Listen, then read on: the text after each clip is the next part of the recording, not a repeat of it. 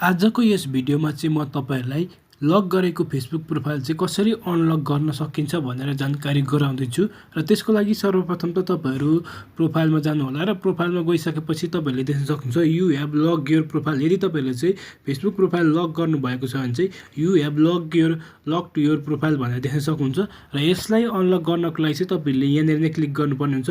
You have lock your profile भन्ने अप्सनमा just click गर्नु होला। क्लिक गरिसकेपछि तपाईहरुले यहाँनेर सी योर प्रोफाइल पनि देख्न सक्नुहुन्छ र यहाँ माथि देख्न सक्नुहुन्छ तपाईहरुले चाहिँ अनलक भन्ने अप्सन देख्न सक्नुहुन्छ। जस्ट अनलक भन्ने अप्सनमा चाहिँ तपाईहरुले क्लिक गर्नुपर्ने हुन्छ।